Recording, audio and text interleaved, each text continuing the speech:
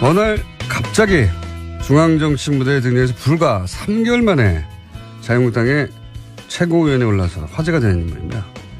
자유한국당 최고위원 유여해 최고위원 연결됐습니다. 안녕하십니까? 네, 안녕하세요. 예. 잘 지내셨습니까? 네, 반갑습니다. 뉴스공장 한번 출연하셨었는데 네. 우선 축하드리고요.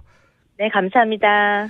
제가 알기로는 자유한국당은 뭐 역사가 짧으니까 그 전신의 새누리당이나 신한국당 거슬러 올라가도 현역 의원도 아닌데 이제 정치 입문이 채 3개월이 되기 전인가요? 직후인가요? 그 짧은 기간에. 100일 정도 됐습니다. 네. 예, 그 짧은 기간에 경선을 통해서 여성 최고위원이 네. 아니라 여성 최고위원은 이제 자리가 주어지기도 하지만 경선을 통해서 다른 현역 의원들을 제치고 2위를 하셨죠? 네, 그렇습니다. 2위 예. 했습니다. 네. 이게 대단한 일이거든요. 네. 다른 당에서도 이런 일은 없고 자유한국당에서도 이런 일은 없었던 걸로 저는 아는데 본인이 네. 이렇게 짧은 시간에 현역 의원도 아닌데 왜 자꾸 현역 의원도 아닌 데를 강조하십니까? 왜냐하면 최고위원 중에 현역 의원이 아닌 분이 되는 것도 드물고요. 네. 현역이 아니더라도 뭐 전직 의원 정도는 최소한 돼야 되는데 적어도 초선도 아니고 뭐 재선 3선은 돼야 되는데 최고위원이면 네. 네. 지금은 의원 경력도 없이고 입문 3개월인데 네. 이게 경선에서 전당대회에서 2위를 하셨거든요. 이 비결이 뭡니까? 정말 죽을 만큼 뛰었습니다. 경선이 시작되어서 이제 합동 연설이 시작될 때 제 마음은요, 아마 이제 지금부터 준비 땅 해서 불구덩이를 뛰어든다는 심정으로 뛰었습니다. 그래서 정말 몸에 불이 붙지 않게 열심히 뛰어서 밖으로 나왔더니 당선되었습니다. 아니, 다른 최고위원들도 다 열심히 하거든요. 그러니까 본인이 열심히 한 것 이상의 뭐 정치적 환경이나 혹은 본인만의 어떤 매력이 어필했다든가 이런 자체 분석은 안 해보셨습니까? 내가 이래서 당선됐다고? 전 단계적으로 굉장히 치밀하게 움직였습니다. 1단계, 2단계, 네. 3단계, 4단계. 일단 처음에 이름을 알리기, 두 번째 인지도 올리기 등등으로 시작을 했었고요. 예. 제가 중앙 정치를 하지 않았다라고 다들 말씀을 하고 계시지만 정치 평론을 3년을 하고 있었습니다. 그렇기 때문에 예. 네, 계속해서 제가 탄탄하게 기초를 쌓았다라고 감히 이야기를 한번 드리겠습니다. 네. 정치 평론을 하신 분들은 많은데 그게 등장하자마자 최고위원 2위 하는 거는 이게 드문 일이거든요. 드문 일이 아니라 처음 있는 일이에요. 처음 있는 일에 자꾸 네. 그 부분을 여쭤보는 건데 그러면 네. 이런 건 어땠을까요? 전당대회에서 이제 여러 차례 화제가 된 게 신발도 벗고 갑자기 노래도 부르시고 네. 그렇게 하셨는데 이게 원래 평소 성격이신가요? 아니면 아까 말씀하신 치밀한 단계적 전략에 의해서 어필하기 위한 작전이었습니까? 저희 모든 모습 가지고 있는 10가지 모습 중에서 3가지입니다. 평소 성격인데 요때 내가 드러냈을 뿐이다. 예. 그렇죠. 그러니까 어떻게 그건 제가 뭐 배우도 아닌데요. 없던 걸 끌어낼 수는 없는 거죠. 10가지 정도 있는 저희 모습 중에서 3가지 정도를 보여드린 것이다. 이렇게 생각하시면 되고요. 앞으로 남아있는 정말 또 수많은 제 모습이 있을 거고 또 여러 가지 모습을 만들어 갈 거니까 기대하셔도 좋습니다. 알겠습니다. 지금 뭐 신발 벗고 노래 부르는 정도는 아무것도 아니다. 그건 아무것도 아닙니다. 네. 기대가 됩니다. 네. 네. 이제 고민되는 지점을 제가 여쭤볼게요. 그런데 이제 여전히 당 지지율이 뭐 기간마다 좀 다르긴 한데 조사 기간마다 한 10% 전후에서 움직이고 있어요.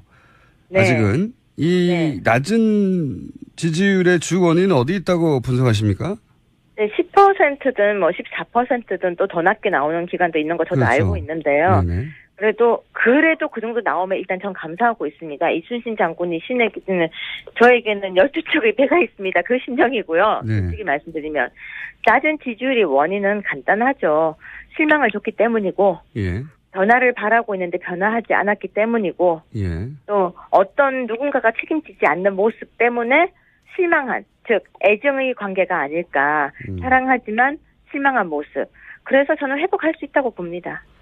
어떤 누군가가 책임을 지지 않는 모습이라고 하셨는데 어떤 누군가가 책임을 지고 여기서 있잖아요. 어떤 누군가는 콕 집어서 어떤 누군가가 아니고요. 예. 사람들은 누군가에게 이렇게 얘기하죠. 누가 책임을 져 달라라고. 예. 하지만 여기 안에서 아무도 책임을 지지 않고 있으니까 이제는 자유한국당이 책임을 지고 그 부분에 대한 걸 깨끗하게 혁신하는 모습을 보이겠다라는 거죠. 누군가 책임을 져야 한다면 네. 박근혜 전 대통령이 지금은 이제 구속이 돼서 일정 정도 네. 책임을 지고 있는데 정당 내에서 그러면 박근혜 전 대통령을 대통령 만드는 데 기여했던 정치 세력이 책임져야 되는 거 아니냐. 당연히 처음에는 그렇게 묻지 않겠습니까? 그렇게 따진다고 하면요. 예. 정말로 우리가 역사적으로 어떤 대통령을 만들었던 사람들이 대통령이 딱 탄생되는 순간 내가 당신을 만들었다라고 이야기를 하거든요. 아시잖아요. 많은 사람들이. 그러면 그 정권이 잘못되게 되면 그 많은 사람들이 다 책임을 져야 하나요? 전 그렇지는 않다고 바라봅니다. 다는 아닌데 적어도 이제 핵심적인 측근이나 분류되는 혹은 뭐 힘을 가졌던 사람들은 있지 않겠습니까? 네. 그분들이 근데 아마 이러지 않을까요? 그분들이 힘이 있을 때는 내가 측근이었고 내가 힘이 있다고 하지만 힘이 빠지고 나면 내가 측근이 아니었다라고 이야기하지 않을까요? 그렇긴 한데 제 말은 실제로 주요한 직책이나 권력을 가졌던 분들이 있는데 그분들이 뭐 특별히 책임을 지는 것 같지 않아서 그런 걸까요? 네. 근데 우리가 많은 사람들이 책임이라고 이야기를 하고 있는데요. 그러면 어떤 책임일까요? 이미 1월 달에 저희 윤리위원회를 통해서 당원권에 관한 문제도 여러 가지가 언론에 제기됐었고 그런 부분이 있었는데 어느 정도 수의 책임을 원하시나요? 그거는 뭐 제가 원하는 게 아니라 사람들이 이 정도면 당이 이제 쇄신이 됐고 혁신이 돼서 네. 그런 모습을 보고 난 다음에 지지율이 돌아올 텐데 그게 안 돌아오는 걸 보면 사람들이 그렇게 느끼지 않는 거 아니겠습니까? 저는 그렇게 생각하지 않습니다. 어느 한 사람 한 사람의 책임이 아니라 당 전체가 변하는 모습을 보여줬어야 되는데 그 모습이 없었기 때문이고 그래서 이번 저희 지도부는 이제 어떻게 하든지 혁신의 모습, 바뀌는 모습을 보이려고 노력하고 있기 때문에 한두 달 정도 바라보시면은 윤곽이 보이고 변하고 있다라고 느끼실 거라고 봅니다. 알겠습니다. 유여회 위원이 들어가셨으니까 여러 가지 변화가 있었다는 모습이 이제 여러 가지 퍼포먼스로도 나올 수 있을 것 같아서 제가 기대가 큰데. 네. 근데 이제 낮은 지지율에 대해서 또 다른 인터뷰에서는 이런 말도 하셨더라고요. 여러 가지 실망이 있는데 박근혜 전 대통령을 지키지 못했다고 원망하는 국민들도 있다. 이런 표현도 하셨는데. 네. 이런 표현을 하신 적은 있죠? 그 표현을 했다라기보다는 아까도 말씀드린 저의 만 가지 모습 중에서 그거 역시 한 가지 모습입니다. 그래서 사람은 여러 가지 모습을 가지고 있고 여러 가지 색깔을 가지고 있는데 그중에서 제 마음의 한 부분을 또 끄집어낸 것이죠. 그건 당연하게 누구나 가질 수 있는 생각이라고 생각합니다. 당연하게 누구나 가질 수 있는 생각은 아닌 것 같은 게요. 왜냐하면 저는 자유한국당의 당원이고 자유한국당의 입장에서는 저희 전당대회에서는 충분히 그런 문제를 이야기할 수도 있는 겁니다. 여기서는 저희 전당대회였다는 것을 감안해서 이야기를 해주셨으면 고맙겠습니다. 이 이야기는 이제 전당대회가 아니라 나중에 인터뷰하신 거에서 제가 여쭤보는 건데 제가 이런 질문을 드린 이유가 있습니다. 오늘 처음으로 이제 인터뷰를 하는 거라 제가 매우 뭐랄까요 사이좋게 지내고 싶어서. 저랑 사이 좋지 않으세요? 저는 직접 가서 뵀을 때 사이가 좋다고 생각했는데 왜 갑자기 그러십니까? 아니, 사이 좋다고 생각하는데 그 이 만 가지 중에 또 다른 모습도 좀 뵈가지고 자 이런 질문을 드리고 싶어요. 그러니까 탄핵 정국에서 이제 탄핵을 지지한 여론이 대략 한 80% 전으로 왔다 갔다 했고 그리고 탄핵이 결정된 이후로는 결과적으로는 잘된 일이라는 여론이 더 높았어요. 80%보다도. 그럼 지금 박근혜 전 대통령을 지키지 못했다고 원망하는 국민들도 감싸 안으면서 자유한국당에 가다 보면 대략 한 15% 20% 정도 국민만 바라보고 정치를 하는 게 아니겠느냐. 이게 너무 확장성이 없는 거 아니냐. 이런 질문을 드리려고 한 겁니다. 그렇게 물으면. 그러면 또 이렇게 답을 드리고 싶습니다. 확장 이제부터 시작할 거고요. 저는 이렇게 생각합니다. 국민이란 정말 대한민국 국민이란 촛불도 있고 태극기도 있습니다. 그렇기 때문에 한 마음 정말 어우르고 다독거리면서 걸어 나가고 싶은 첫걸음의 제 목소리였다고 생각해 주십시오. 촛불과 태극기를 다 끌어안는 자유한국당이 되겠다 이런 포부입니까? 그 포부라고 하면 또 너무 거창하고요.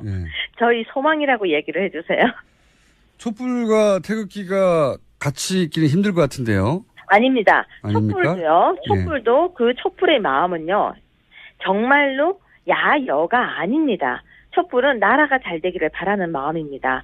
그렇기 때문에 촛불을 들었다고 해서 지금 정부를 무조건 찬성하는 것도 아니고요. 촛불을 들었다고 해서 진보인 것도 아니고요. 무슨 이야기냐면 촛불은 국민의 한 모습일 뿐입니다. 저는 국민 모두를 어우리고 국민 모두를 정말 받들고 싶다는 표현입니다. 촛불을 감사한다고 해서 이념이 다르다. 모든 저 사람은 나와 이념이 다르기 때문에 멀리해. 그런 생각은 저는 굉장히 위험한 발상이라고 생각합니다. 그게 이제 종교단체면 모르겠는데 이게 정당이 완전히 네. 상반된 두 주장을 한꺼번에 끌어안을 수 있을까요? 상반된 두 목소리가 아닙니다. 촛불 안에도요. 아니에요? 저와 아주 친했던 사람들도 촛불에 들어가 있었거든요. 그렇다고 해서 그 사람들이 어떤 진보적 성향이나 있었던 게 아니고 틀린 것을, 잘못된 것에 대한 분노였습니다. 특히 그 당시에 가장 우리 분노를 하게 됐던 사건이 뭔지 아십니까? 바로 정유라 사건이었습니다. 사람들이 그때 그 당시에 촛불을 들고 나갔던 건 어떤 정치적 이념이 아니라 나도 정말 공평하게 살고 싶다는 마음이었습니다. 그래서 정말 촛불의 마음을 진지하게 우리는 고민을 다시 해볼 필요성도 저는 있다고 봅니다. 알겠습니다. 무슨 말씀인지 뭐 동의하지 않는 분들도 있겠지만 무슨 말씀을 하려는 건지는 무슨 말씀을 하려는지는 어떻게 알겠고요. 동의가 되겠습니까? 다 다름인데요. 네. 네. 아니 이제 박근혜 전 대통령을 두고 평가가 엇갈리는 양 진영이라 촛불과 태극기가 그 질문을 제가 드릴 수밖에 없었고요. 네. 이 당내 홍준표 대표 체제에 대해서 뭐랄까 탐탁치 않은 분들이 꽤 있는 것 같아요.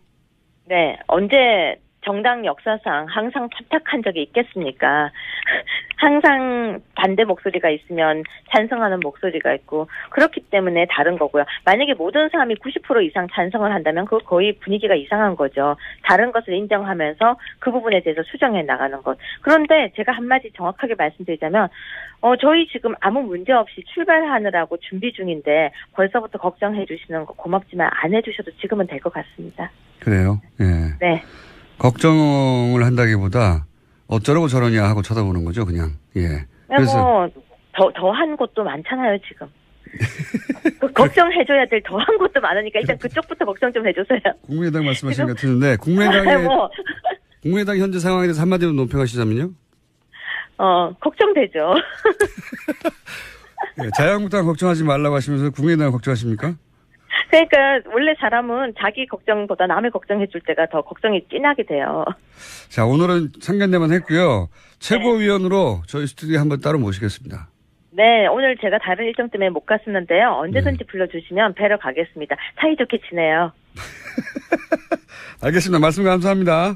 네, 고맙습니다. 대답 안 하시네요. 고맙습니다. 네, 하시는 거 봐서요. 지금까지 자유국당 유여회 최고위원이었습니다. 두 분의 최고위원이 두 분 다 일정이 빡빡해서. 인지도 올리기 등등으로 시작을 했었고요. 예. 제가 중앙 정치를 하지 않았다라고 다들 말씀을 하고 계시지만 정치 평론을 3년을 하고 있었습니다.